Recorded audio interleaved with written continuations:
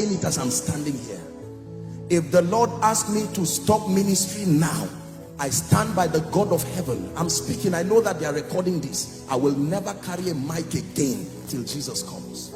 I love him more than ministry. I love him more than titles. Don't allow men clap you out of the will of God. You must sustain the grace and the hunger. Please hear me.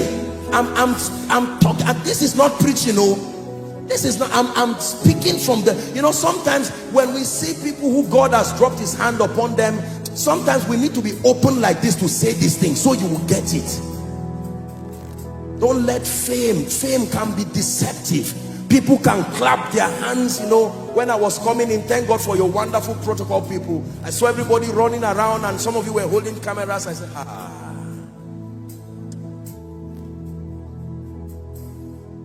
oh God, that great man is still your boy. Still your boy. Still your boy. He's somebody's father, but he's still your boy. He's somebody's mentor, but he's still your boy. He's somebody's role model, but he's still your boy. He's somebody's hero, but he's still your boy. The day you graduate yourself from the school of the spirit and pride gives you an award for completion, that day you begin to die immediately, no matter who you are. The day your knees becomes too far from the ground, that is the day your crown will fall from your head. I tell you this. This is the mystery behind the destruction of the great. This is why people start well and don't finish well. It's not sin that destroys people. It's not just fornication that destroys people. It's not just all these demonic things. No, the mercy of God is still there. It's the rebellion of rejecting the secret place. That's where people die. That's where people stay and are destroyed. They clap you out of his presence and you cannot die. Please listen to what I am telling you, because there are people, this is why you came here today. Forget man of God, woman of God, thank God for that, but it's time somewhere in this service we are going to cry before God and say, Lord, this is no longer apostle, this is your boy.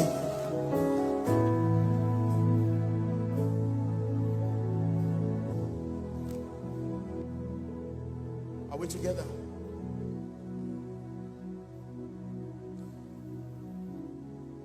This is the place of encounter.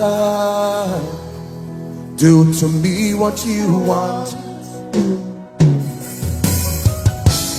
This is the place of surrender.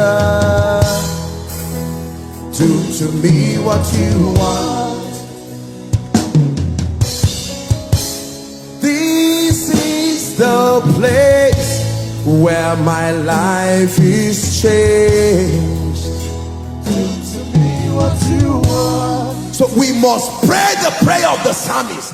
It says, search my heart, Lord, search me. I'm not ashamed of what you will find. If you find loss there, I'm not ashamed.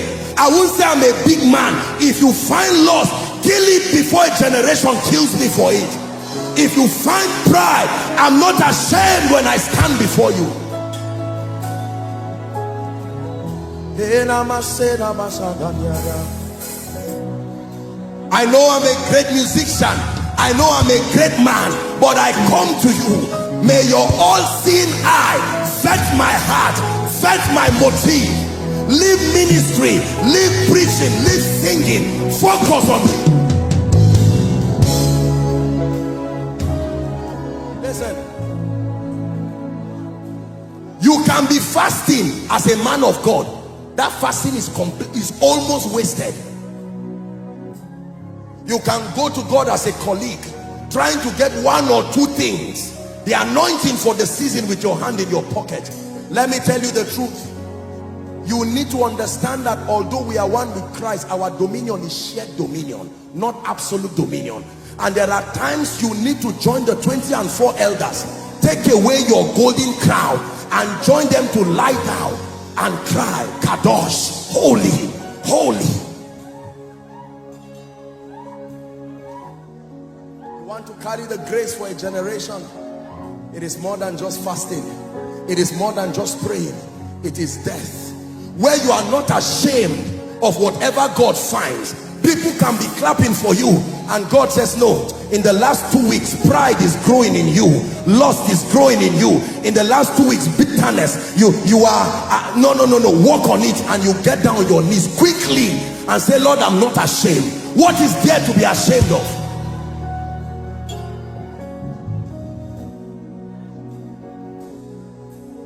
I beseech thee, brethren, by the mercies of God, that ye offer your bodies a living sacrifice. It was Apostle John who was teaching us in 1 John chapter 2. He started from verse 15 and he said, love not the world. Look up please. Neither the things that are in the world. Love not the world. He's teaching us friendship with God. And he says, love not the world. He says, neither the things that are in the world. He says, if any man love the world, the love of the Father is not in him. That word is the word eros. Is an affinity that can distract your passion. The jealousy of God necessitates that he becomes the object of your passion, alone and at all times. Love not the world. The cosmos has a seduction to it.